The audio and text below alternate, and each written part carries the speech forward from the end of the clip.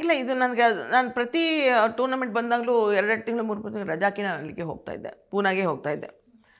Rehabilitation ಸೆಂಟ್ರಿಗೆ ಹೋಗ್ತಾ ಇದ್ದೆ. ಅಲ್ಲೇ ನಾನು ಕಲ್ತ್ಕೊಳ್ತಾ ಇದ್ದೆ ಅವರೊಟ್ಟಿಗೆ ಅಂತ. ಇಲ್ಲಿ ಸ್ಟೇಡಿಯಮಲ್ಲಿ ನಾನು ಒಬ್ಬಳೇ ಪ್ರಾಕ್ಟೀಸ್ ಮಾಡೋದಕ್ಕಿಂತನೂ ಒಂದು ಮೋಟಿವೇಶನ್ ಆಗೋದಿಲ್ಲ.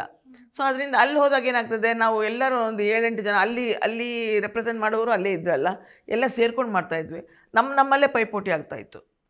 ಅಲ್ಲಿ ನಾನು ಒಂದೇ ಒಂದು ಪಾಠ ಕಲ್ತಿದ್ದೆ ಏನಂದರೆ, ನಾವು ಯಾವತ್ತೂ ಶಾರ್ಟ್ ಡಿಸ್ಟೆನ್ಸನ್ನ ಎಂಜಾಯ್ ಮಾಡಬೇಕು ಅಂತ. ನಮ್ಮ ಲೈಫಲ್ಲಿ ಆಗುವಂಥ ಶಾರ್ಟ್ ಡಿಸ್ಟೆನ್ಸು ಸಕ್ಸಸ್ ಅಂತ ಏನು ಹೇಳ್ತೀವಿ.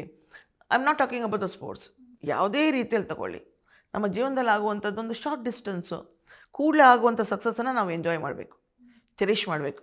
That will motivate you to look into the longer one ಅಂತ. ಸೊ ನನಗೆ ಅಲ್ಲಿ ನಾನು ಕಲ್ತಿದ್ದು ಅಷ್ಟೇ.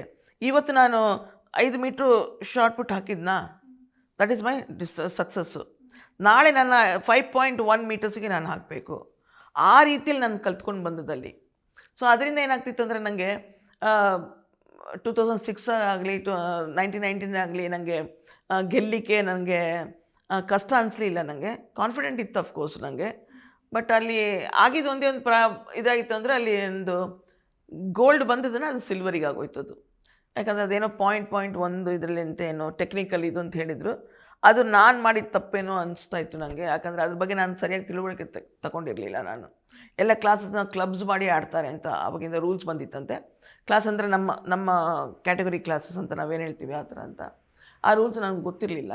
ಅದು ನಾನು ಮಾಡಿದ ತಪ್ಪು. ಸೊ ನಾನು ಗೋಲ್ಡ್ ಬಂದಿದೆ ಅಂತ ತಿಳ್ಕೊಂಡಿದ್ದವಳು ಸಿಲ್ವರಿಗೆ ಆಸೆಪಟ್ಟಿದ್ದಷ್ಟೇ.